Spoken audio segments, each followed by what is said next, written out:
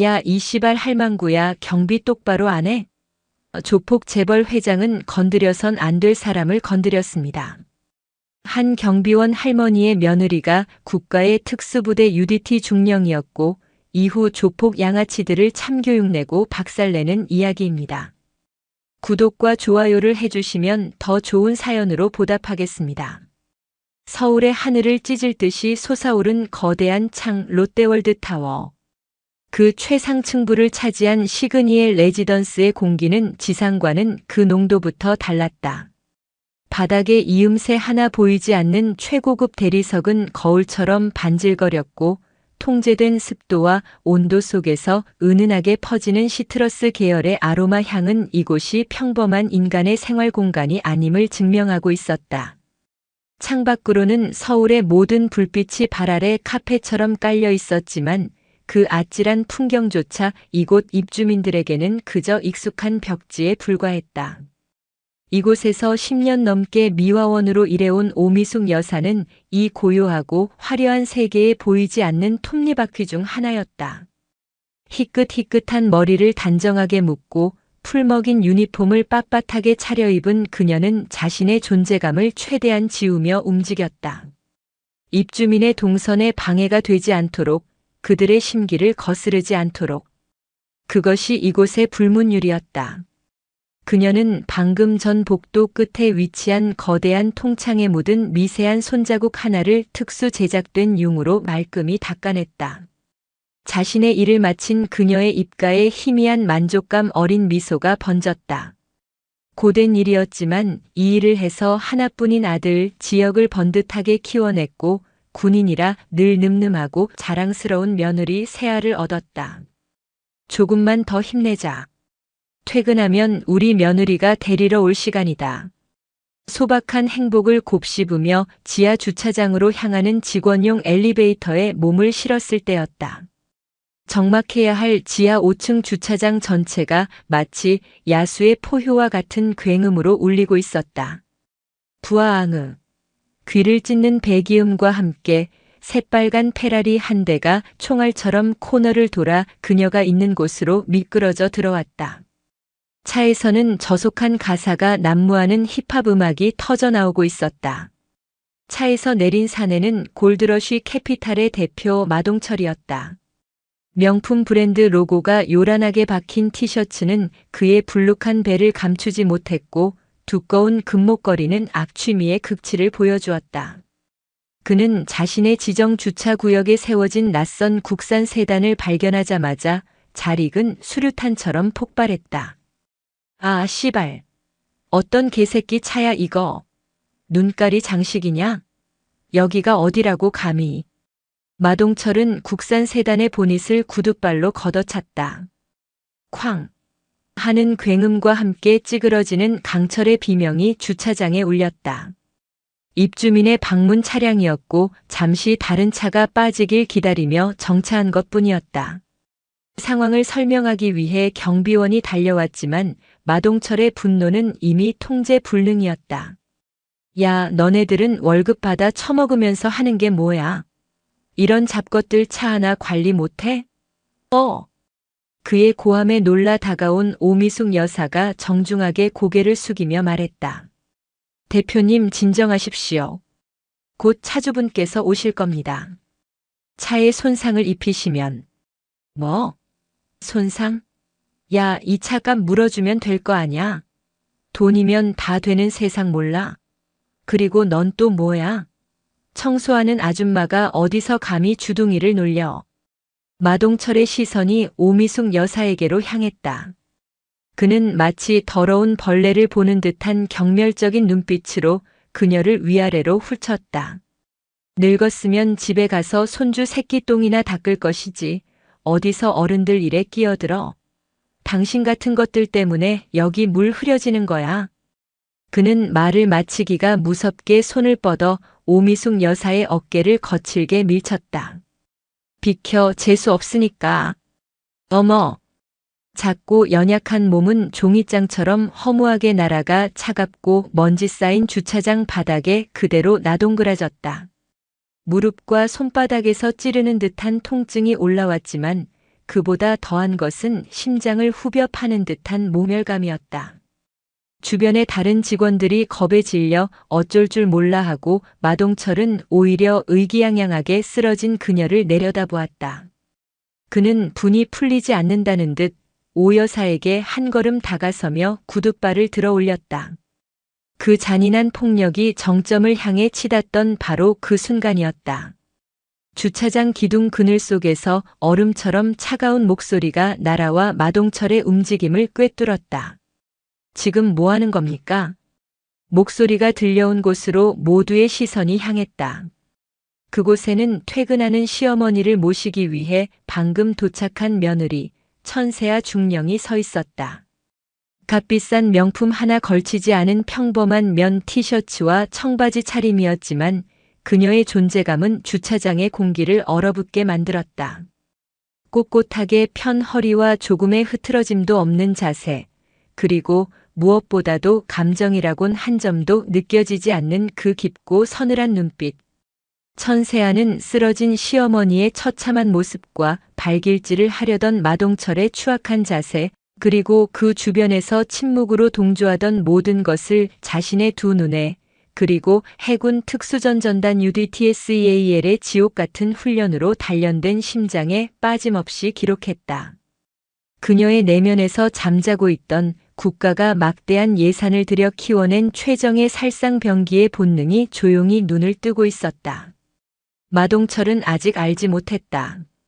자신이 방금 건드린 것이 평범한 노파의 연약한 어깨가 아니라 대한민국에서 가장 위험한 맹수의 영린이었다는 사실을, 그리고 그 대가가 얼마나 끔찍할 것인지를. 주차장의 공기는 납처럼 무겁게 가라앉았다. 마동철은 갑자기 나타난 젊은 여자의 당돌한 태도에 어이가 없다는 듯 헛웃음을 터뜨렸다. 뭐야, 넌? 이 아줌마 딸이라도 되냐? 세상 무서운 줄 모르고 어디서. 하지만 그의 말은 끝을 맺지 못했다. 천세아가 그에게 시선을 고정한 채 한치의 망설임도 없이 움직이기 시작했기 때문이다. 그녀는 마동철을 그대로 지나쳐 쓰러진 시어머니에게 다가갔다. 그 움직임에는 분노나 당황 같은 감정의 동요가 전혀 없었다. 마치 전장에서 부상당한 대원을 발견한 지휘관처럼 모든 동작이 냉철하고 계산된 듯 정확했다. 어머니, 괜찮으세요? 제 말 들리세요? 그녀는 오미숙 여사의 어깨를 가볍게 두드리며 의식을 확인했다. 동공의 풀림 여부, 호흡의 안정성, 출혈 부위를 순식간에 훑어내렸다. 군에서 배운 응급처치술이 몸에 밴 움직임이었다. 다행히 심각한 외상은 보이지 않았지만 충격으로 하얗게 질린 시어머니의 얼굴과 가늘게 떨리는 손이 그녀의 심장에 불을 질렀다. 잠시만요, 어머니. 금방 해결할게요. 천세아는 자리에서 일어나 주머니에서 스마트폰을 꺼냈다. 그리고는 마치 아무 일도 없었다는 듯 너무나도 차분한 목소리로 119에 신고했다. 네, 서울 송파구 신천동 롯데월드타워 시그니엘 레지던스 지하 5층 주차장입니다. 60대 여성이 폭행으로 쓰러졌습니다. 의식은 있지만 충격이 심한 상태입니다. 신속한 출동 바랍니다. 신고를 마친 그녀는 카메라 앱을 켰다. 찰칵. 서늘한 셔터음이 울릴 때마다 마동철의 당황한 얼굴, 그가 걷어찬 국산 세단의 찌그러진 보닛, 그의 페라리 차량 번호, 그리고 주변에 겁먹은 목격자들의 모습이 한 장의 증거로 기록되었다. 그제야 상황 파악이 된 마동 CHECKEREDFLA 쥐동철이 버럭 소리를 질렀다. 야, 내까짓 게 뭔데 날 찍어? 당장 안 지워, 이 미친년아. 그가 성큼성큼 다가와 손을 뻗어 스마트폰을 빼앗으려던 순간 천세아가 고개를 들어 그의 눈을 정면으로 마주했다. 그 순간 마동철은 온몸에 피가 얼어붙는 듯한 섬뜩한 감각에 휩싸였다. 그녀의 눈은 분노를 넘어선 완전한 무감정의 심연이었다. 마치 인간을 보는 것이 아니라 처리해야 할 목표물을 분석하는 듯한 그 눈빛 앞에서 산전수전 다 겪은 마동철조차 본능적인 위협을 느꼈다. 손대지 마시죠. 증거인멸 및 2차 가해 혐의가 추가될 수 있습니다. 그녀의 목소리는 나지막했지만 주차장의 모든 소음을 압도하는 힘이 있었다. 잠시 후 구급차가 도착했고 천세아는 들것에 실려 나가는 시어머니의 손을 꼭 잡으며 속삭였다. 걱정 마세요. 제가 다 해결할게요. 병원 응급실. 연락을 받고 달려온 남편 윤지혁은 하얗게 질린 어머니의 모습에 이성을 잃고 울부짖었다. 어머니, 대체 어떤 놈이 경찰에 신고했어? 당장 그놈 잡아 넣어야 해. 천세아는 남편의 어깨를 감싸 안으며 그를 진정시켰다. 지혁 씨, 진정해. 경찰에 신고하는 건 의미 없어. 저런 부류의 인간들은 최고의 변호사를 사서 순식간에 빠져나올 거야. 돈으로 여론을 만들고 결국엔 어머니만 더 힘들어지실 뿐이야. 그럼 어떡해. 이렇게 당하고만 있으라고. 천세아는 남편의 눈을 똑바로 바라보며 말했다. 그녀의 눈빛은 그 어느 때보다 단단하고 결연했다. 아니, 법이 해결해주지 못한다면 다른 방법으로 가르쳐줘야지. 자신이 저지른 행동의 무게가 얼마나 무거운지, 그 대가가 얼마나 끔찍한지 뼈와 영혼에 새겨지도록 내가 그렇게 만들 거야. 그날 밤 시어머니가 병원에 입원한 것을 확인하고 자신의 오피스텔로 돌아온 천세아의 눈빛은 이미 군인의 그것으로 돌아와 있었다. 이곳은 이제 단순한 주거 공간이 아닌 작전 지휘 통제실 시사아이였다. 그녀는 보안 처리된 군용 노트북을 켜고 가장 신뢰하는 후배이자 국군 사이버 사령부의 천재 해커인 하태식 주무관에게 보안 회선을 연결했다. 화상 통신 화면에 나타난 하 주무관이 경례를 붙였다. 충성. 중령님 오랜만입니다. 그래, 태식아. 잘 지냈나?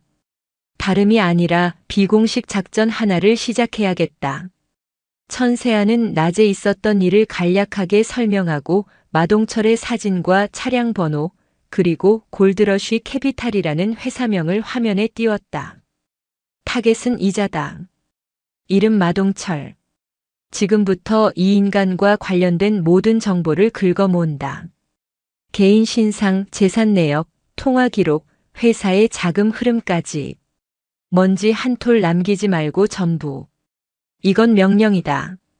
상황을 파악한 하태식의 표정이 순식간에 굳어졌다. 감히 UDT 대선배의 가족을 건드렸다는 사실에 그의 눈에 분노가 이글거렸다. 명령 접수했습니다. 중령님의 어머니를 건드린 놈입니까? 그렇다. 알겠습니다. 그 새끼는 이제 죽은 목숨입니다. 사이버 공간에서 존재 자체를 지워버리겠습니다. 24시간 내로 1차 브리핑 드리겠습니다.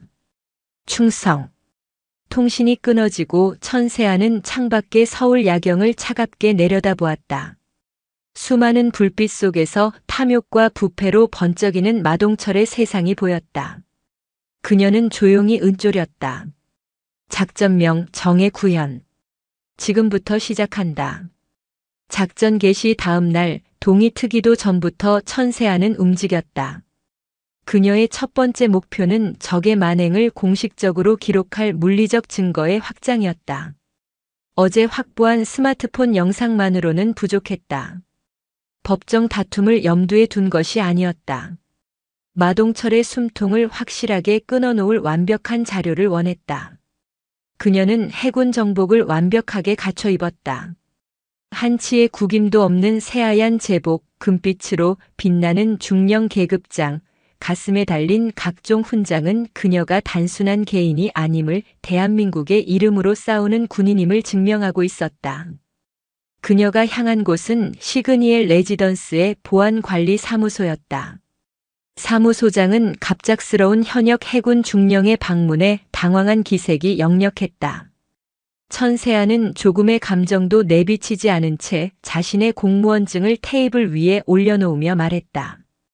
어제 저녁 지하 5층 주차장에서 발생한 폭행 사건에 대해 조사 중입니다. 국가안보 및 군 관련 인물 보안과 관련된 사안일 수 있어 직접 나왔습니다.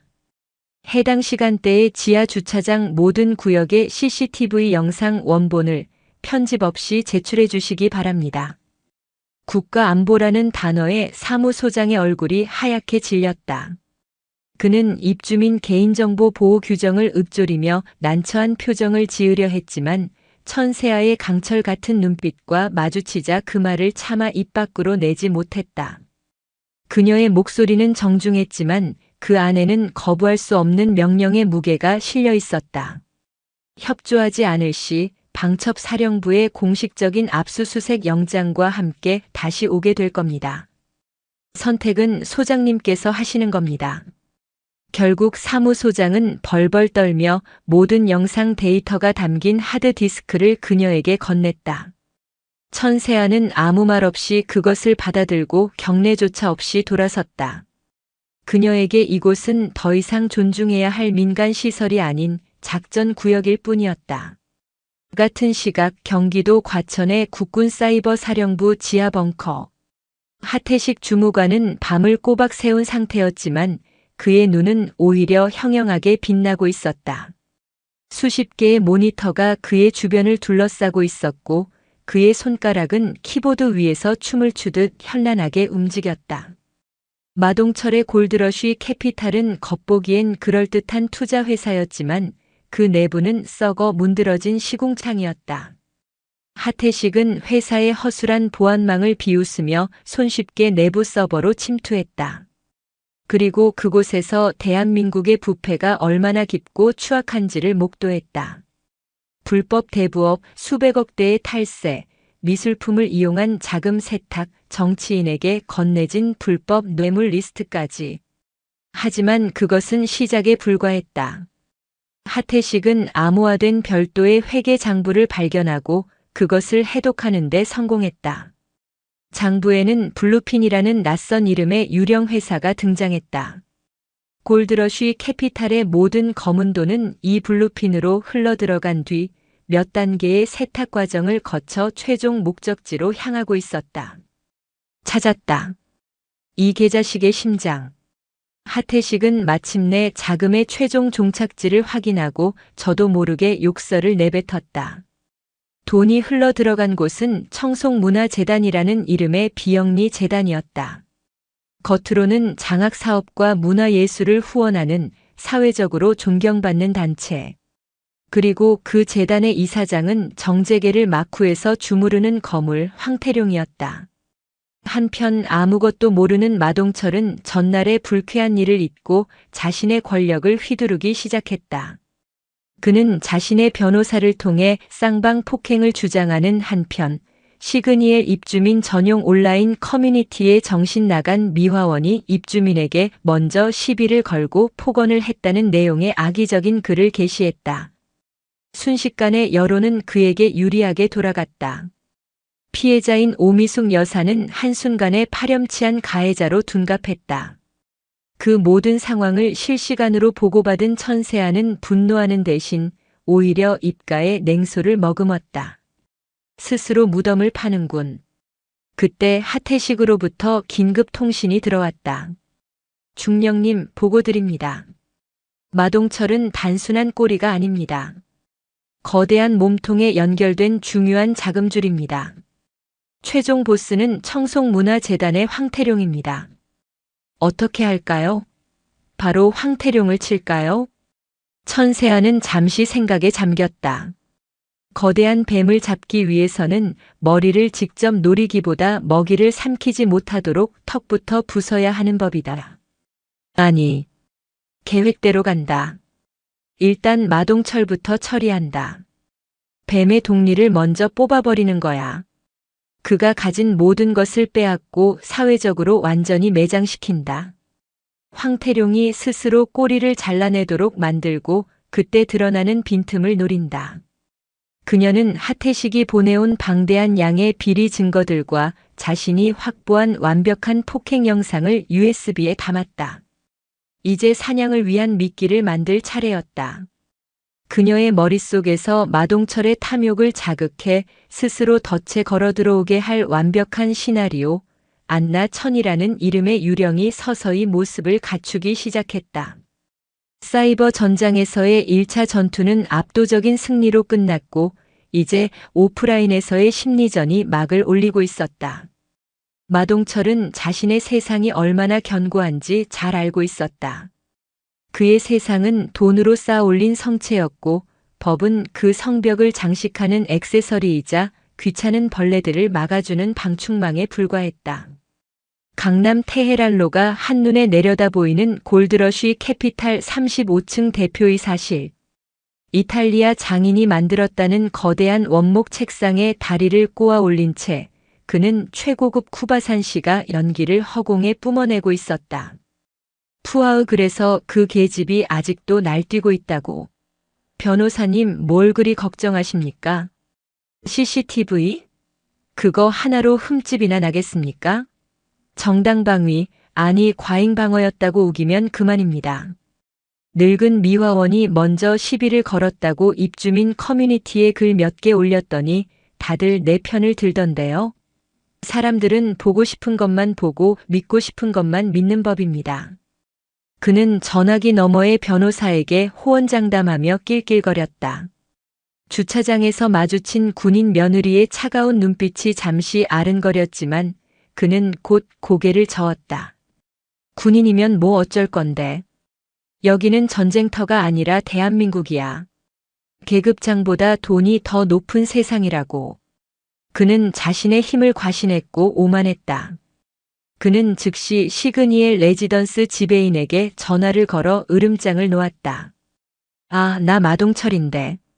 그 미화원 아줌마 아직 안 잘났습니까? 그런 저급한 인간들 때문에 우리 레지던스 품격 떨어지는 거 몰라요? 당장 해고하지 않으면 당신들 분양 비리 저지른 거 내가 언론에 다 터뜨릴 줄 알아. 협박은 그의 가장 익숙하고 효과적인 무기였다. 그 같은 시각 마동철의 견고한 성을 무너뜨릴 공성병기가 조용히 만들어지고 있었다. 천세아의 오피스텔은 이미 완벽한 작전 지휘소로 변모해 있었다. 벽 한쪽에는 서울의 위성 지도와 시그니엘 주변의 상세 도면이 붙어 있었고 테이블 위에는 노트북 3대가 쉴 새 없이 돌아가고 있었다. 태시가 페르소나 제작은 어디까지 됐지? 완벽합니다, 중령님. 이름 안나 천에너 CHEON. 국적은 대한민국이지만 어린 시절 싱가포르로 이민가 성장한 재미교포 2세. 세계적인 바이오테크 기업 바이오 퀀텀 싱가포르의 아시아의 태평양 지부 신규 투자 총괄 대표. 하버드에서 MBA를 수료했고 월스트리트에서 5년간 경력을 쌓은 것으로 설정했습니다. 하태식의 손끝에서 안나 천이라는 유령이 실체를 얻고 있었다. 그는 단 몇 시간 만에 바이오 퀀텀의 그럴듯한 홈페이지를 만들었고 세계적인 경제지에 안나 천의 가짜 인터뷰 기사를 심었다. 그녀의 링크드인 프로필에는 월가의 유명 인사들이 남긴 추천사까지 정교하게 조작되어 있었다. 마동철 같은 부류가 확인할 수 있는 모든 디지털 경로에 안나 천은 이미 거물급 투자 전문가로 존재하고 있었다. 이제는 천세아 자신이 안나 천이 되어야 할 시간이었다. 그녀는 평생 입어본 적 없는 종류의 옷들을 사기 위해 청담동의 명품 편집숍으로 향했다. 군복과 훈련복 그리고 실용적인 평상복이 전부였던 그녀에게 몸에 딱 달라붙는 실크 원피스와 12cm 높이의 아찔한 스틸레토 힐은 마치 다른 종족의 갑옷처럼 느껴졌다. 하지만 그녀는 망설이지 않았다. 이것은 쇼핑이 아니었다. 작전을 위한 위장이었다. 그녀는 매장 거울 앞에서 허리를 꼿꼿이 세우고 어깨를 활짝 폈다. 걸음걸이, 말투, 미소 짓는 입꼬리의 각도까지. 그녀는 머릿속으로 수없이 시뮬레이션하며 천세아를 지우고 안나 천을 그려 넣었다. 미끼를 던지는 방식 또한 치밀했다. 직접적인 접근은 의심을 살 수 있었다. 하태식은 과거 국방부 프로젝트와 관련해 디지털적인 약점을 잡아두었던 여의도의 한 중견급 투자 자문사 대표에게 부탁을 넣었다. 며칠 후 그 대표는 마동철에게 전화를 걸어 마치 일생일대의 기회라도 되는 양호들갑을 떨었다. 마 대표님, 이거 정말 엄청난 건입니다. 싱가포르의 바이오 퀀텀이라는 회사인데 나스닥 상장을 앞두고 한국 시장에 극비리의 대규모 투자를 진행한다고 합니다. 안나 천이라는 여자 대표인데 보통 깐깐한 게 아니지만 제가 겨우 마 대표님을 추천해서 미팅 약속을 잡았습니다. 극비리 대규모 투자. 마동철의 탐욕을 자극하기에 이보다 더 완벽한 단어는 없었다. 그는 의심의 싹을 피우기도 전에 이미 거대한 이익의 환상에 사로잡혔다. 그는 당장 만나겠다고 소리쳤다. 첫 만남의 장소는 역설적이게도 사건의 현장, 시그니엘 서울의 최상층에 위치한 로열 스위트룸이었다. 천세아는 일부러 그 장소를 골랐다. 범죄의 현장에서 자신의 손으로 직접 심판의 무대를 열기 위함이었다. 약속 시간이 되자 마동철이 촌스러운 명품으로 온몸을 휘감은 채 스위트룸으로 들어섰다. 그는 창가에 서서 서울의 야경을 등지고 서 있는 안나 천의 실루엣을 보고 저도 모르게 마른 침을 삼켰다. 몸의 곡선을 따라 흐르는 우아한 실크 드레스, 은은하게 풍기는 고급스러운 향수, 그리고 무엇보다도 자신감 넘치는 미소. 그는 며칠 전 주차장에서 자신에게 얼음장 같은 눈빛을 보내던 그 여자를 전혀 알아보지 못했다. 만나서 반갑습니다. 마동철 대표님. 안나 천입니다. 천세아는 부드럽지만 힘있는 목소리로 악수를 청했다. 그녀는 완벽한 비즈니스 우먼을 연기하며 마동철의 혼을 쏙 빼놓을 만한 투자 계획을 브리핑했다. 수천억 단위의 숫자들이 오가는 대화 속에서 마동철의 눈은 이미 돈에 멀어 있었다. 대화가 무르익을 무렵 천세아는 결정적인 한 수를 던졌다. 그녀는 와인 잔을 우아하게 기울이며 마치 비밀을 공유하듯 목소리를 낮췄다. 그런데 마 대표님, 사실 저희 같은 글로벌 기업들은 거액의 자금을 신속하게 운용할 때 세금 문제나 절차상의 번거로움 때문에 비공식적인 루트를 활용하기도 합니다. 예를 들면 블루핀 같은 유령 회사를 통해서 말이죠. 대표님이라면 무슨 말인지 아실 거라 믿습니다. 블루핀. 그 단어가 튀어나오는 순간 마동철의 탐욕스러운 미소가 순간 굳어졌다. 그의 동공이 지진이라도 난 듯 미세하게 흔들렸고 와인 잔을 쥔 손에 힘이 들어가는 것을 천세아는 놓치지 않았다. UDT의 저격수 훈련은 1km 밖의 목표물에 부는 미세한 바람의 변화까지 읽어내는 법을 가르쳤다. 지금 그녀의 눈앞에 있는 마동철의 미세한 균열은 바람의 변화보다 더 선명한 신호였다. 먹잇감이 미끼를 완전히 물었다. 이제 낚싯대를 잡아챌 시간만이 남아 있었다. 첫 만남 이후 마동철은 완전히 덫에 걸린 짐승처럼 허우적댔다. 거대한 이익이라는 환상에 사로잡힌 그는 안나 천에게 매일같이 연락하며 진행 상황을 묻고 자신의 재력을 과시하며 어떻게든 그녀의 마음에 들기 위해 안달했다. 그의 조급함과 탐욕은 천세아와 하태식에게 더 많은 기회의 문을 열어주었다. 중령님, 마동철이 안나 천 대표님께 보낸 투자 계획서 파일에 저희가 심어놓은 스파이웨어가 완벽하게 작동하고 있습니다. 지금 이 순간부터 그의 개인 컴퓨터와 스마트폰은 저희 손바닥 안입니다. 실시간으로 모든 것을 보고 들을 수 있습니다. 하태식의 보고처럼 마동철의 모든 비밀이 그들의 모니터 위에 펼쳐졌다. 황태룡과의 비밀 통화 녹음 파일, 장부를 조작하는 구체적인 지시가 담긴 이메일, 심지어 내연녀와 주고받는 시시콜콜한 메시지까지. 그의 추악한 제국을 송두리째 무너뜨리고도 남을 증거들이 차곡차곡 쌓여가고 있었다. 천세아는 이제 마지막 무대를 준비했다.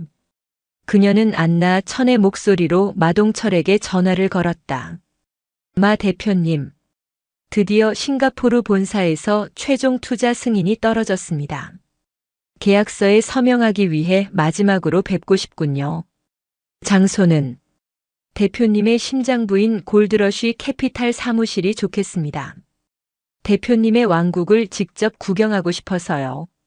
왕국이라는 말에 마동철은 의기양양해져서 흔쾌히 수락했다. 자신의 성공을 과시할 최고의 기회라고 생각했다. 약속 당일, 천세아는 동이 트기 전부터 일어나 군복을 입었다. 하지만 이번에는 위압감을 주기 위한 하얀색 정복이 아니었다. 유사시 즉각적인 전투에 임할 수 있도록 활동성을 극대화한 짙은 남색의 해군 동계 전투복이었다.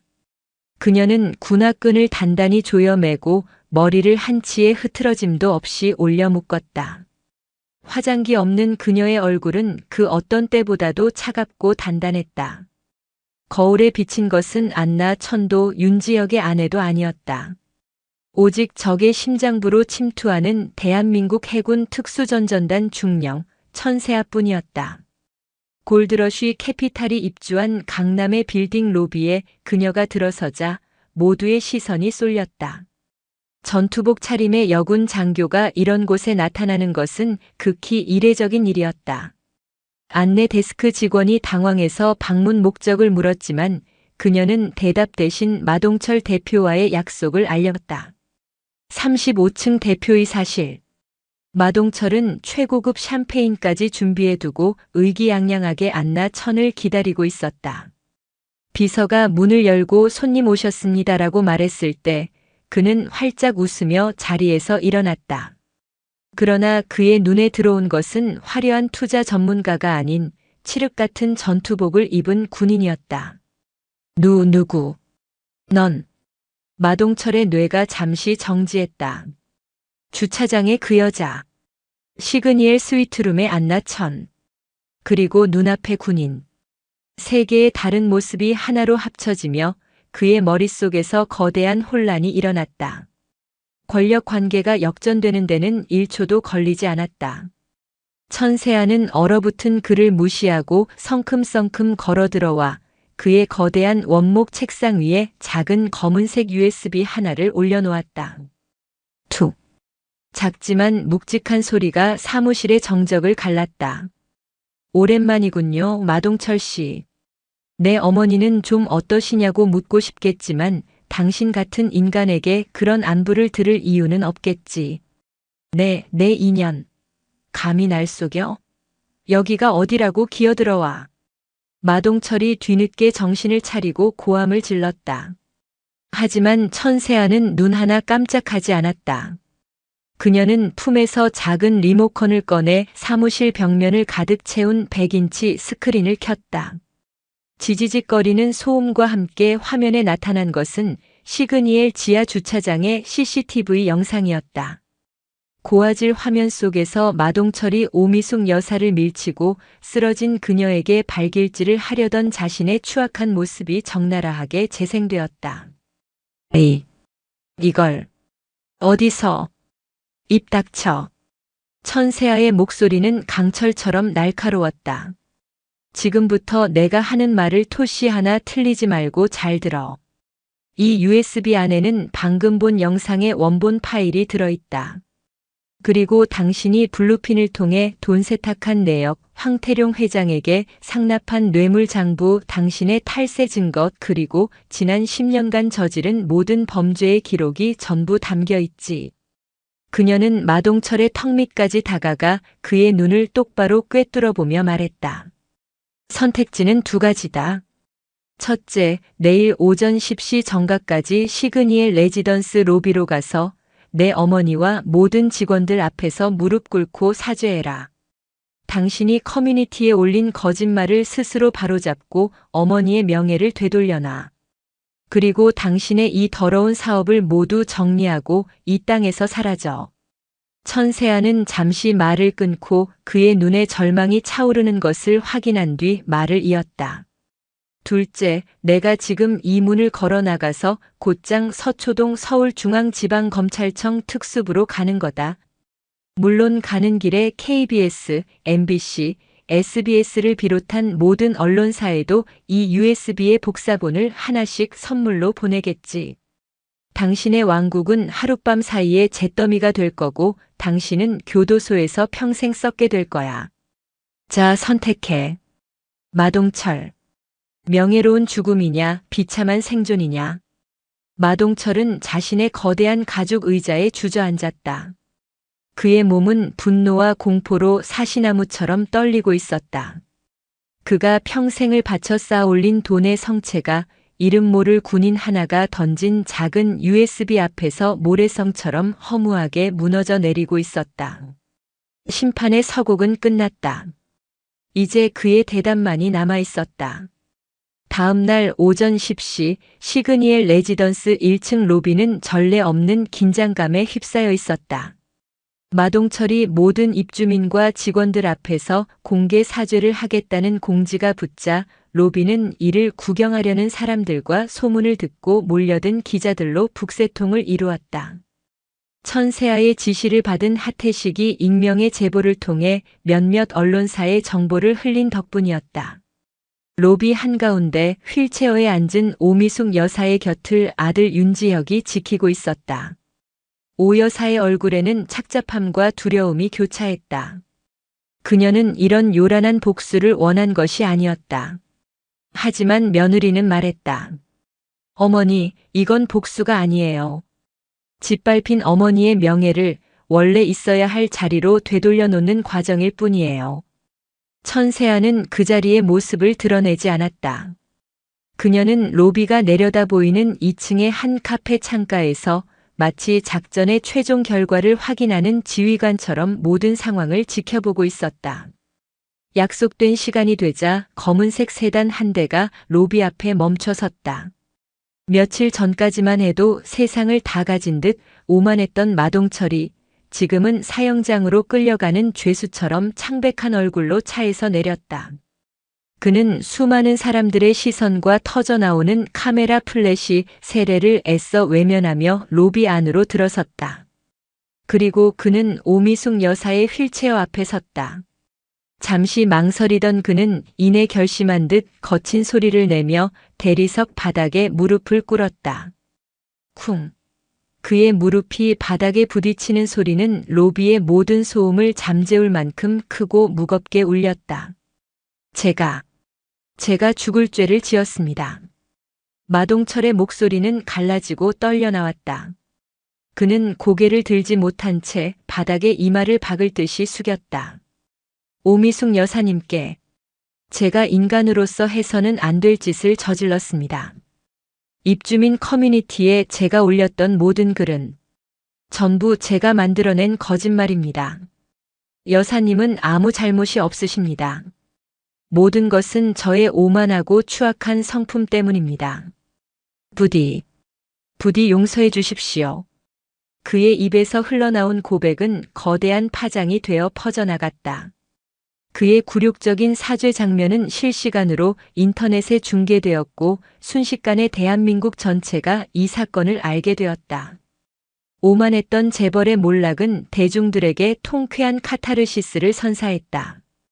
공개 사죄를 마친 마동철은 그 길로 변호사와 함께 서초동 검찰청사로 향해 자수했다. 그가 제출한 자료와 진술을 토대로 검찰은 골드러쉬 캐피탈에 대한 대대적인 압수수색에 착수했다. 그의 왕국은 그렇게 하루아침에 무너져 내렸다. 그날 저녁 오랜만에 온 가족이 한자리에 모였다.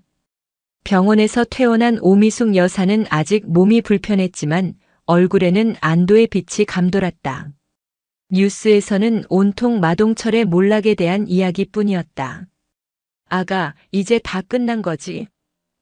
오 여사의 물음에 천세아는 조용히 고개를 끄덕였다. 하지만 그녀의 마음 한구석에는 아직 사라지지 않은 불안의 그림자가 남아 있었다. 마동철은 그저 꼬리일 뿐이었다. 진짜 몸통인 황태룡은 아직 어둠 속에 숨어 있었다. 평화는 길지 않았다. 며칠 후 남편 윤지혁이 사색이 된 얼굴로 집에 돌아왔다. 그가 몇 년간 공들여온 대규모 공공 건축 프로젝트가 최종 계약을 앞두고 갑자기 무기한 보류되었다는 통보를 받았다는 것이었다. 사유는 국가 안보 관련 신원 조회에 문제가 발견됨. 아내가 현역 특수부대 장교인 그에게는 말도 안 되는 이유였다. 그것은 시작에 불과했다. 오미숙 여사의 집에는 밤마다 발신자 표시 제한으로 정체불명의 전화가 걸려왔다. 수화기 너머에서는 아무 소리도 들리지 않고 오직 누군가의 숨소리만이 섬뜩하게 들려왔다. 잠을 설치기 시작한 오 여사의 얼굴에 다시 수심이 드리워졌다. 그리고 마침내 위협은 천세아 자신에게로 향했다. 진해의 부대에서 주말을 맞아 서울의 집으로 차를 몰고 오던 중이었다. 그녀는 백미러를 통해 똑같은 검은색 제네시스 세단 한 대가 몇 시간째 자신과 똑같은 간격을 유지하며 따라오고 있다는 것을 눈치챘다. 그녀는 훈련받은 대로 고속도로 출구로 빠지는 척하다가 급가속하여 다시 본선으로 합류하는 회피 기동을 시도했다. 하지만 검은 세단은 잠시의 망설임도 없이 마치 그녀의 움직임을 예측이라도 한 듯 완벽하게 그녀를 따라붙었다. 보통 내기가 아니었다. 전문적인 훈련을 받은 자들이었다. 집에 도착한 천세아는 차에서 내리지 않고 한동안 핸들을 쥔 채 앉아 있었다. 황태룡이 움직이기 시작한 것이다. 그는 마동철처럼 저급한 폭력을 쓰는 대신 그녀가 가장 소중히 여기는 것들을 하나씩 건드리며 압박해오고 있었다. 가족의 생계, 어머니의 평온, 그리고 그녀 자신의 안전까지. 이것은 명백한 경고였다. 더 이상 까불지 마라. 천세아의 눈빛이 다시 한번 차갑게 빛났다. 경고라고? 이건 선전포고다. 그녀는 다시 한번 노트북을 켰다. 이번 상대는 마동철 같은 잡어가 아니었다. 대한민국을 움직이는 거대한 악의 축이었다. 그녀는 하태식에게 메시지를 보냈다. 플랜 B로 전환한다. 타겟 황태룡. 이번엔 그의 돈줄이 아니라 그의 숨통을 끊을 약점을 찾아. 세상 모든 인간에게는 아킬레스건이 있는 법이니까. 찾아내. 반드시. 무너진 왕국의 폐허 위로 더 거대하고 음습한 그림자가 모습을 드러내고 있었다. 진짜 전쟁은 이제부터 시작이었다. 황태룡의 보이지 않는 압박은 차가운 바닷물처럼 천천히 하지만 확실하게 천세아의 가족을 잠식해 들어왔다. 남편 윤지혁은 자신의 모든 것을 걸었던 프로젝트가 허무하게 좌초되자 깊은 무력감에 빠졌다. 그는 밤마다 잠 못 이루고 서재에서 담배를 태우며 보이지 않는 거대한 벽 앞에서 좌절했다. 세아야, 우리 그냥 여기서 멈추면 안 될까? 어느 날 저녁 그는 지친 목소리로 아내에게 말했다. 마동철은 벌 받았잖아. 어머니도 이제 괜찮으시고. 그런데 왜 이렇게까지 우리를 괴롭히는 거지? 상대는 우리가 감당할 수 있는 수준이 아니야. 이러다 정말 우리 가족 전부가 부서져 버릴 것 같아. 그의 눈에는 진심 어린 두려움이 서려 있었다. 천세아는 남편의 고통을 이해했다. 평범하고 성실하게 살아온 그에게 법과 상식이 통하지 않는 거대한 권력의 폭력은 감당하기 힘든 공포였을 것이다. 그녀는 남편의 손을 따뜻하게 잡아주며 그의 눈을 똑바로 바라보았다. 지혁 씨, 당신 말이 맞아. 상대는 보통 내기가 아니야. 하지만 그래서 멈출 수 없는 거야. 먹이를 눈앞에 둔 맹수는 사냥감이 도망치려다 멈칫하는 순간 목을 물어뜯어. 황태룡 같은 인간에게 지금 우리가 약한 모습을 보이는 건 제발 우리를 파멸시켜 달라고 비는 것과 같아. 이건 더 이상 복수가 아니야. 우리 가족의 생존을 위한 싸움이야. 그녀의 목소리에는 흔들림이 없었다. 그것은 남편을 안심시키기 위한 말이 아니었다. 냉혹한 현실에 대한 군인의 정확한 판단이었다. 내가 반드시 끝낼게. 약속해. 그녀의 결심을 확인한 윤지혁은 더 이상 아무 말도 하지 않았다. 그는 그저 아내의 손을 마주 잡을 뿐이었다. 천세아의 선전포고를 받은 하태식은 사이버 사령부의 벙커에서 보이지 않는 유령과의 전쟁을 시작했다. 하지만 황태룡은 마동철과는 차원이 달랐다. 그는 철저하게 아날로그적인 인간이었다. 개인 스마트폰이나 컴퓨터를 사용하지 않았고 모든 연락은 대포폰을 사용하는 비서를 통해 이루어졌다. 그의 이름으로 된 재산은 거의 없었으며 모든 자산은 청송문화재단이나 해외의 유령법인 명의로 교묘하게 분산되어 있었다. 디지털 세상에서 그는 말 그대로 유령이었다. 젠장. 하태식은 모니터에 끝없이 뜨는 접근 불가와 정보 없음 메시지를 보며 키보드를 내리쳤다. 며칠 밤낮으로 그의 모든 기술을 동원했지만 황태룡의 핵심부에 접근하는 것은 불가능에 가까웠다. 그는 마치 거대한 안개 속에 숨어있는 성체와도 같았다. 선배님, 쉽지 않습니다. 놈은 자신의 흔적을 남기지 않습니다. 이건 해킹의 영역이 아니라. 알아. 하지만 완벽한 인간은 없어. 약점은 반드시 존재해. 그게 사람이든 물건이든 아니면 떨쳐내지 못하는 과거의 기억이든. 시야를 바꿔. 황태룡 본인이 아니라 그가 보호하는 무언가를 찾아봐. 돈의 흐름을 다시 추적해. 그 많은 검은 돈이 전부 재단 운영에만 쓰일 리가 없어. 분명히 어딘가로 새어나가는 구멍이 있을 거야. 천세아의 조언은 하태식에게 새로운 방향을 제시했다. 그는 황태룡의 재무 기록 대신 청송문화재단의 지난 10년간의 해외 송금 내역을 파고들었다. 수천, 수만 개의 기록 속에서 그는 하나의 기이한 패턴을 발견했다. 매년 일정한 시기에 거액의 자금이 여러 유령 회사를 거쳐 최종적으로 스위스의 한 프라이빗 뱅크로 송금되고 있었다. 그 목적지는 단 하나, 제네바였다. 스위스 제네바. 대체 뭘까? 하태식은 황태룡과 제네바라는 두 개의 키워드를 조합하여 관련된 모든 것을 샅샅이 훑기 시작했다. 그리고 마침내 그는 어둠 속에서 희미하게 빛나는 실한 오라기를 찾아냈다. 황태룡이 과거 이사로 재직했던 한 중소기업의 해외 법인 명의로 제네바 대학의 거액의 발전 기금이 기부된 내역이었다. 그리고 그 기부금 영수증의 비고란에 아주 작은 글씨로 적힌 추천 학생의 이름이 있었다. 후. 퍼즐의 마지막 조각이 맞춰지는 순간이었다. 하태식은 온몸에 소름이 돋는 것을 느꼈다. 그는 즉시 황지후라는 이름으로 된 모든 디지털 기록을 추적했다. 황태룡이 철저하게 숨겨온 그의 유일한 아들이자 아킬레스건이었다. 황지후는 아버지와는 정반대의 인간이었다. 그는 자신의 삶을 과시하고 기록하는데 중독된 SNS 괴물이었다. 물론 일반에 공개된 계정에는 모범적인 유학생의 모습만이 가득했지만 하태식의 눈을 속일 수는 없었다. 그는 친구들만 볼 수 있도록 설정된 비공개 계정들을 순식간에 해킹에 들어갔다. 그 안에는 상상을 초월하는 타락과 방종의 기록들이 가득했다. 모나코의 호화 요트에서 모델들과 함께 코카인을 흡입하는 영상, 마카오의 VIP룸에서 수십억 원의 판돈을 걸고 불법 도박을 하는 사진, 아버지의 돈으로 산 슈퍼카를 몰며 제네바 시내에서 광란의 질주를 벌이는 모습까지. 그는 아버지가 쌓아올린 부패의 성 위에서 그 돈을 태우며 향락을 즐기는 망나니 왕자였다.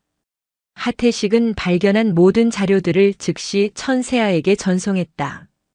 천세아는 자신의 노트북 화면에 펼쳐지는 황지후의 추악한 민낯을 보며 감정 없는 눈으로 그를 분석했다. 자비심이나 연민은 없었다. 그녀의 눈에 비친 황지후는 더 이상 한 명의 인간이 아니었다. 거악을 무너뜨리기 위해 신이 내려준 가장 완벽하고 치명적인 무기 그 자체였다. 태식아. 천세아는 보안 회선을 통해 하태식에게 새로운 명령을 내렸다. 그녀의 목소리는 이전보다 훨씬 더 차갑고 날카로워져 있었다. 지금까지 수집한 자료는 시작에 불과하다.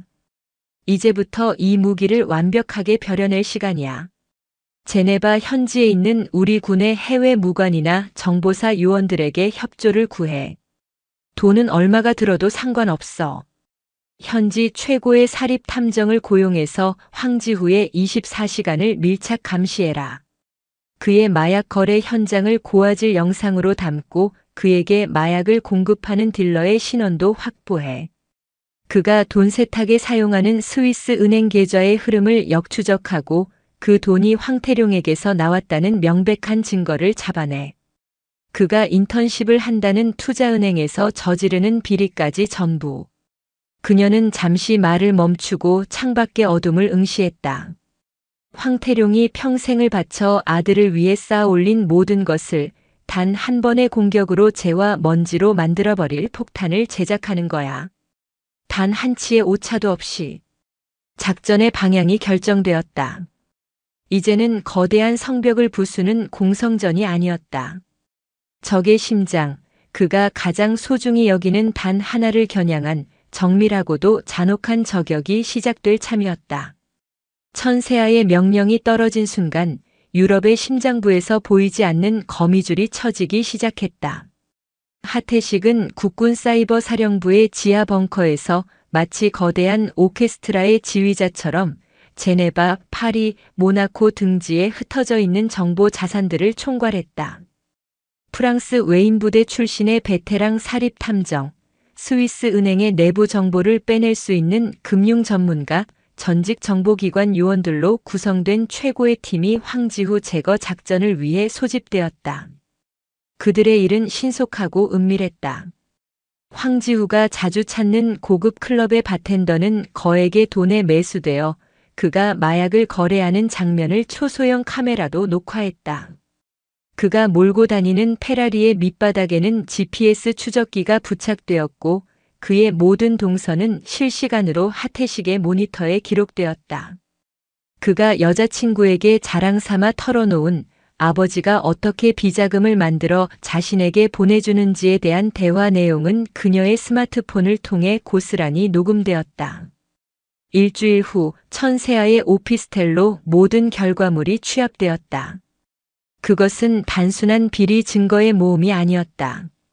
한 인간의 인생을 사회적으로, 법적으로, 그리고 인간적으로 완벽하게 말살시킬 수 있는 사형 선고문이었다. 천세아는 밤을 새워 이 자료들을 하나의 완벽한 프레젠테이션으로 재구성했다. 첫 번째 파트는 아들의 죄였다. 황지후가 직접 코카인을 흡입하고 불법 약물을 거래하는 초고화질 영상이 담겼다. 그가 도박으로 수십억을 탕진하고 논문 대피를 의뢰하는 통화 녹음 파일도 첨부되었다. 두 번째 파트는 아버지의 공모였다. 하태식이 스위스 은행 내부의 협력자를 통해 빼낸 완벽한 금융 기록이었다. 청송문화재단의 비자금이 여러 단계를 거쳐 황지후의 개인 계좌로 흘러들어가는 과정이 한눈에 보이는 도표로 정리되어 있었다. 아들의 타락이 아버지의 검은 돈 위에서 이루어졌다는 명백한 증거였다. 그리고 마지막 세 번째 파트는 미래의 파멸이었다.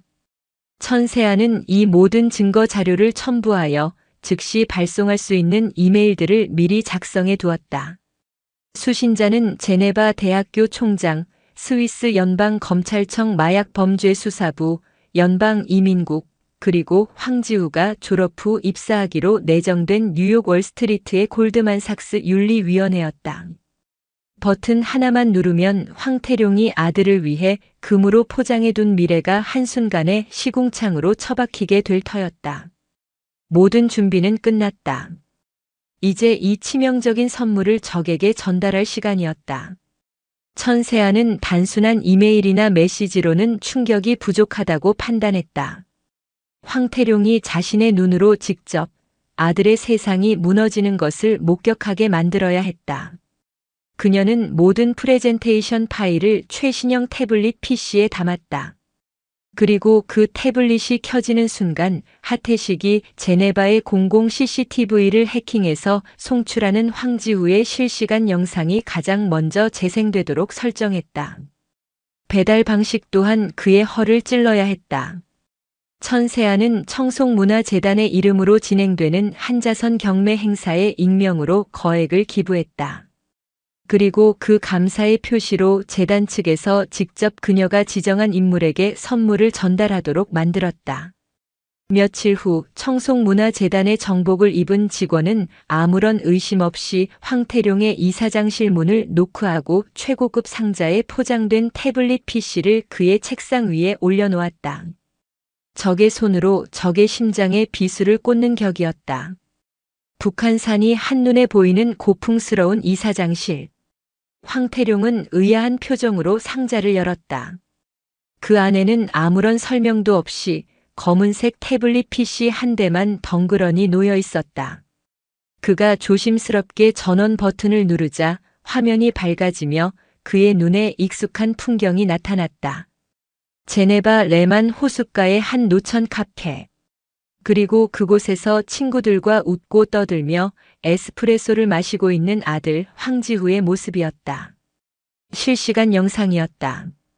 황태룡의 심장이 쿵 하고 내려앉았다. 대체 누가 어떻게? 그의 의문은 화면 위에 떠오르는 서늘한 문장 앞에서 산산조각 났다. 황태룡 회장. 당신은 내 가족의 세상을 위협했다. 나는 당신 아들의 세상을 지워버릴 것이다. 문장이 사라지자마자 프레젠테이션이 자동으로 재생되기 시작했다. 아들의 추악한 범죄 영상, 자신의 검은 돈이 흘러들어간 금융 기록, 그리고 세계 각국의 사법기관과 대학으로 발송될 준비가 끝난 이메일들. 황태룡의 이마에서 식은땀이 흘러내렸다.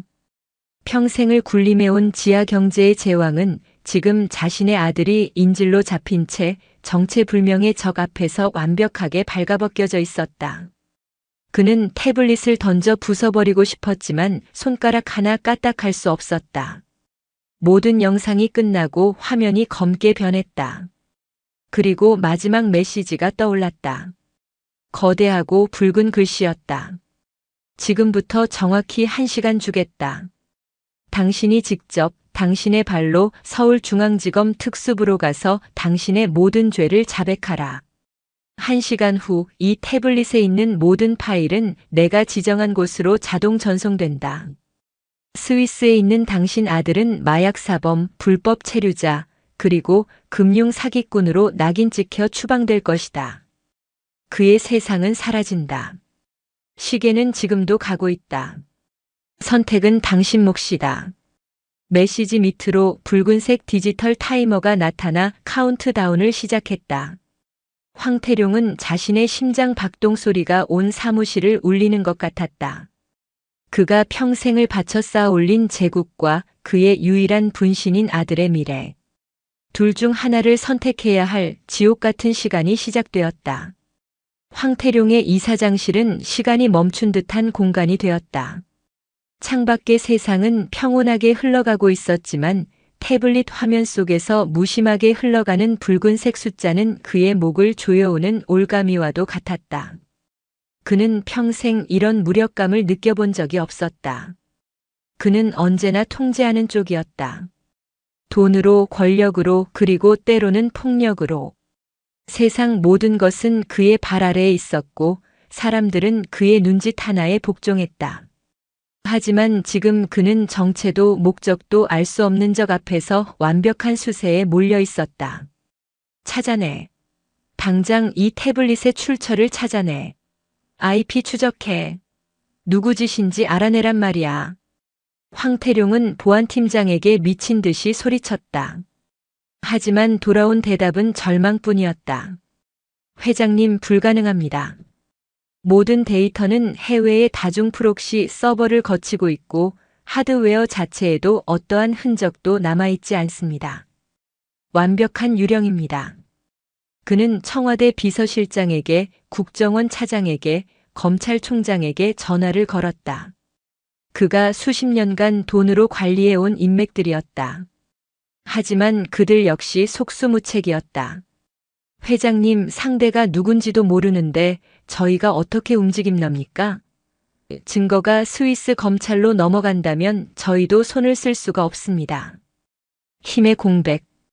그가 믿었던 모든 권력이 이 디지털 인질극 앞에서는 아무런 소용이 없었다. 시간은 계속 흘러갔다. 4230. 그는 태블릿 화면에 떠있는 아들의 실시간 영상을 멍하니 바라보았다. 아무것도 모른 채 친구와 환하게 웃고 있는 아들. 자신의 모든 것이자 유일한 약점. 그는 아들을 위해 이 모든 부와 권력을 쌓았다. 아들이 자신처럼 어둠 속에서 살지 않게 하기 위해, 빛나는 길만 걷게 하기 위해 기꺼이 악마가 되었다. 그런데 그 모든 노력이 지금 한순간에 물거품이 될 위기에 처했다. 아들의 세상이 무너진다면 그가 지켜온 제국은 무슨 의미가 있단 말인가. 3000. 절반이 지났다. 황태룡은 마침내 결심했다. 그는 떨리는 손으로 마지막 통화 버튼을 눌렀다. 상대는 그의 변호인이었다. 나, 황태룡이요. 지금부터 긴급 기자회견을 준비해 주시오. 그리고 검찰에 연락해서 내가 자진 출두하겠다고 전하시오. 모든 것을 내 입으로 직접 밝히겠다고.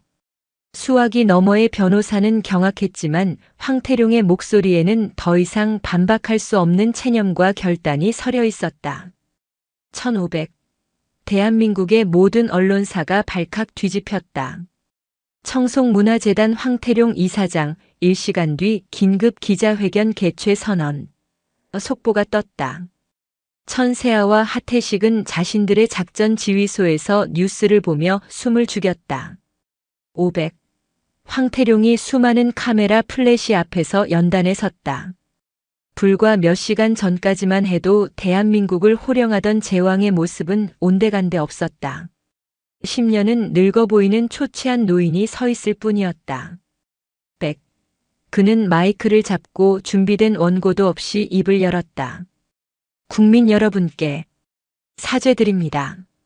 저 황태룡은 오늘부로 제가 저지른 모든 죄를 고백하고 법의 심판을 받고자 합니다. 1, 0.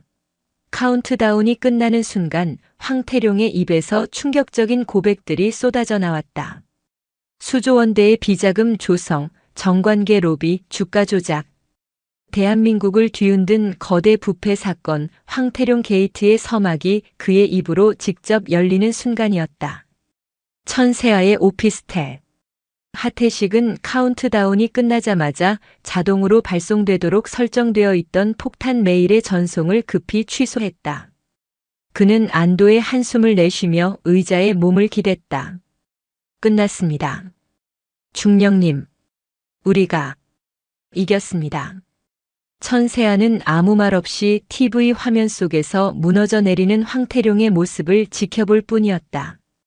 그날 이후 대한민국은 한동안 황태룡 게이트로 들끓었다. 수많은 정치인과 기업인들이 줄줄이 검찰에 소환되었다.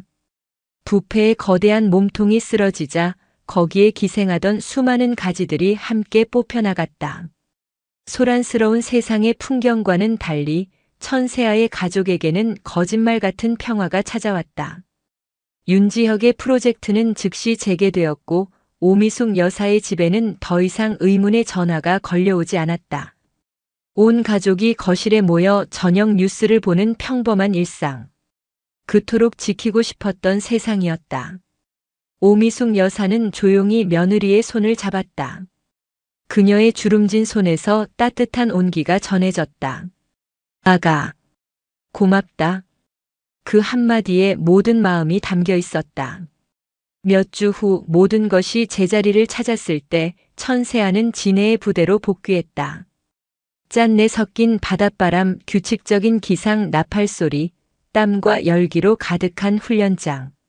그녀는 비로소 자신이 있어야 할 곳으로 돌아왔음을 느꼈다. 그녀는 어둠이 내린 해변에 서서 거친 파도가 갯바위를 때리는 소리를 들었다. 지난 몇 주간의 일들이 파노라마처럼 스쳐 지나갔다. 그것은 단순히 어머니를 위한 복수가 아니었다. 자신의 가족이라는 작전 구역을 침범한 적을 섬멸하기 위한 군사 작전이었다. 그녀는 깨달았다. 군인의 임무는 비단 휴전선을 지키고 영예를 수호하는 것만이 아님을. 이 땅의 평범한 사람들이 불의한 권력에 눈물 흘리지 않도록 상식과 정의가 바로 서는 사회를 지키는 것 또한 군인에 남겨진 임무임을. 그녀의 싸움은 끝났지만 그녀의 임무는 영원할 것이었다. 차가운 밤바다가 그녀의 전투복을 스치고 지나갔다. 천세아는 어둠이 내린 수평선을 향해 조용하지만 그 어떤 맹세보다도 굳건한 다짐을 새겼다. 나의 조국, 나의 세상은 내가 지킨다. 시간은 상처를 무디게 하고 분노를 가라앉히며 세상을 새로운 질서로 재편하는 힘을 가졌다. 황태룡 게이트라는 이름의 거대한 태풍이 대한민국을 휩쓸고 지나간 지 한 달. 태풍의 눈이었던 천세아의 가족에게는 마침내 고요한 평화가 찾아왔다. 세상의 소음은 점차 잦아들고 상처 입었던 일상은 더 단단한 형태로 아물기 시작했다. 뉴스에서는 연일 황태룡의 재판 과정을 중계했다.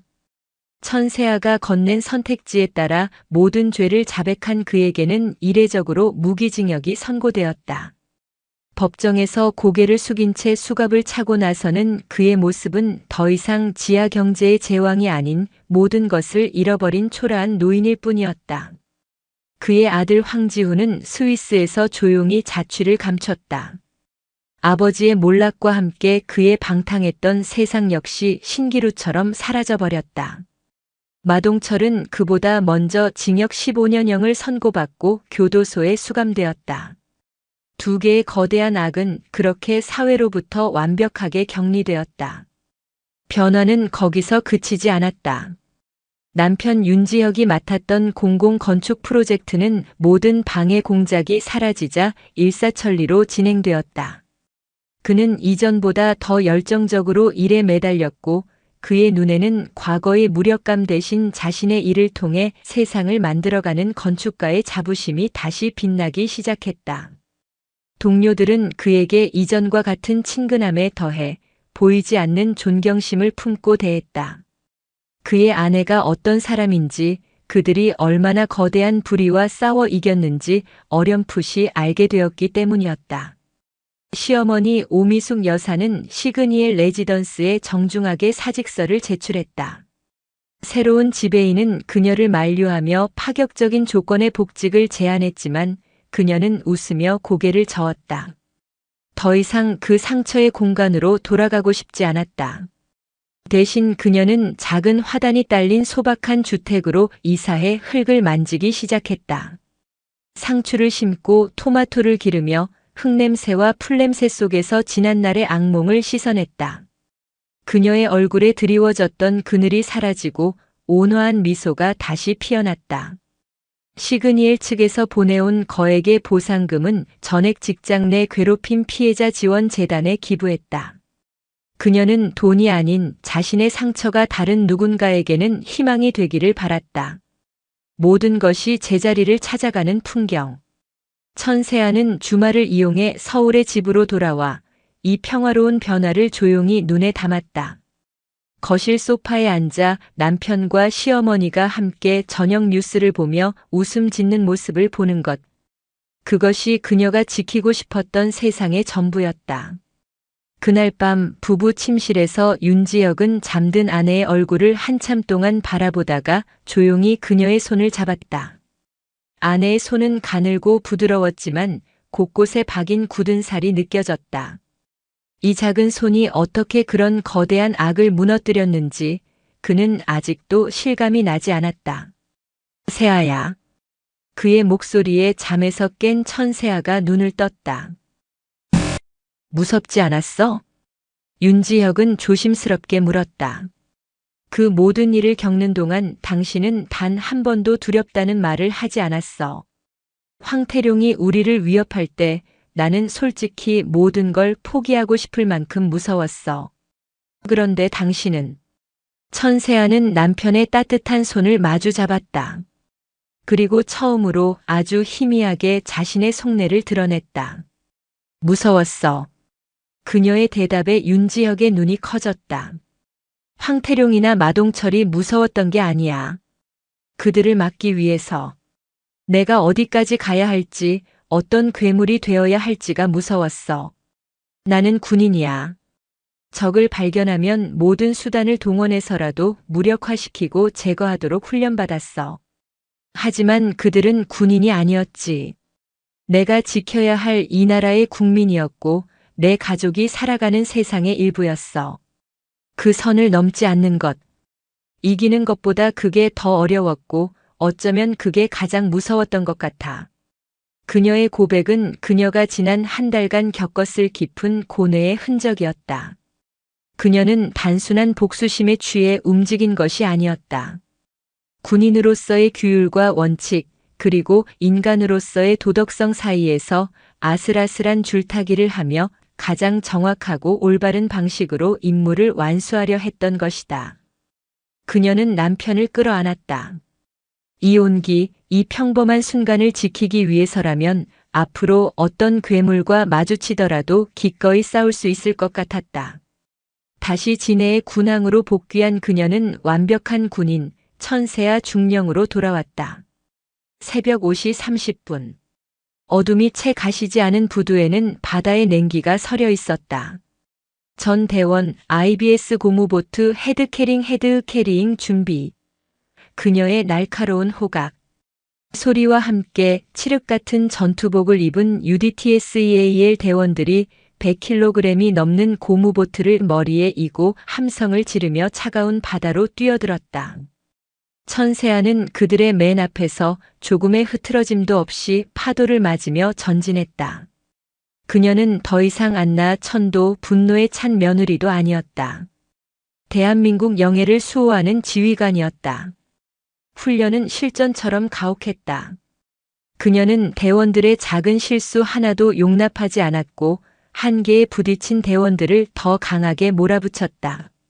하지만 그녀 자신이 언제나 그들보다 한 걸음 앞에서 가장 힘든 과업을 수행했기에 누구도 그녀의 명령에 불복하지 않았다. 그들은 그녀를 두려워했지만 그 이상으로 존경하고 신뢰했다. 훈련이 끝나고 부대로 복귀한 그녀를 뜻밖의 인물이 기다리고 있었다. 국군 사이버 사령부의 하태식 주무관이었다. 그는 해군과의 합동 사이버전 훈련을 위해 파견을 왔다고 했다. 두 사람은 부대 내 한적한 벤치에 나란히 앉았다. 지난 비공식 합동작전과 관련된 모든 디지털 기록과 로그 파일은 제 손으로 직접 복구 불가능한 수준으로 완벽하게 파기했습니다. 중령님. 하태식이 주변을 살피며 나지막하게 보고했다. 그의 말투는 깍듯한 군인의 것이었지만 눈빛에는 친누나를 향한 것 같은 깊은 신뢰와 존경이 담겨 있었다. 수고했다, 하 주무관. 천세아가 짧게 대답했다. 그리고 그런 작전은 처음부터 존재하지 않았던 거다. 물론입니다, 중령님. 처음부터 존재하지 않았습니다. 하태식의 입가에 옅은 미소가 번졌다. 두 사람 사이에는 더 이상의 말이 필요 없었다. 그들은 국가도 군대도 모르는 그들만의 비밀스러운 전쟁을 함께 치렀고 완벽한 승리를 거두었다. 이제 그 전쟁의 모든 흔적은 두 사람의 기억 속에만 존재할 뿐이었다. 그날 저녁 모든 일과가 끝난 후 천세아는 홀로 부두 끝에 있는 등대를 찾았다. 붉은 저녁 노을이 수평선을 물들이고 갈매기들이 끼룩거리며 하늘을 날았다. 그녀는 먼 바다를 바라보며 자신이 살아가는 두 개의 세상을 생각했다. 한쪽에는 남편과 어머니가 있는 따뜻하고 평범한 일상의 세상이 있었다. 웃음과 온기, 때로는 눈물과 상처가 공존하는 지켜내야 할 소중한 세상. 그리고 다른 한쪽에는 이 순간에도 차가운 바닷속에서 혹은 적진의 한가운데서 목숨을 걸고 임무를 수행하는 동료들이 있는 군인의 세상이 있었다. 냉철한 이성과 강철 같은 규율, 그리고 국가를 위한 희생이 전부인 세상. 지난 한 달간 그녀는 이 두 세계의 경계에 서서 싸웠다. 그리고 마침내 깨달았다. 그 두 세상은 결코 분리되어 있는 것이 아니라는 것을. 군인의 세상은 평범한 사람들의 세상을 지키기 위해 존재하는 것이었다. 위협이 북쪽의 휴전선 너머에서 오든 서울의 가장 높은 빌딩 펜트하우스에서 오든 그것은 중요하지 않았다. 국민의 평화로운 일상을 파괴하는 모든 것은 적이며 그것을 색출하고 무력화시키는 것이 자신에게 주어진 군인의 숙명임을 그녀는 자신의 두 손을 내려다보았다. 적의 목을 부러뜨릴 수 있도록 단련된 이 손으로 그녀는 사랑하는 가족을 끌어안고 그들의 눈물을 닦아주었다. 이 이질적인 두 가지 역할의 공존이야말로 천세아라는 인간의 정체성이었다. 등대의 불빛이 어둠이 내리기 시작한 바다를 비추기 시작했다. 그녀는 더 이상 고뇌하지 않았다. 자신의 길은 명확했다. 그녀는 조국의 가장 단단한 방패이자 가장 날카로운 창이었다. 그리고 사랑하는 이들의 세상을 지키는 영원한 파수꾼이었다. 붉은 노을이 모두 쓰러지고 완전한 어둠이 내린 진의 앞바다. 그 어둠 속에서 등대의 불빛만이 굳건하게 빛나고 있었다. 천세아 중령은 그 불빛을 등지고 서서 자신이 지켜야 할 이 땅의 밤을 조용히 그리고 더없이 든든하게 마주하고 있었다. 그녀의 세상에서 그녀의 임무는 결코 끝나지 않을 터였다. 오늘도 인생지의 말씀을 잘 들어주셔서 감사합니다.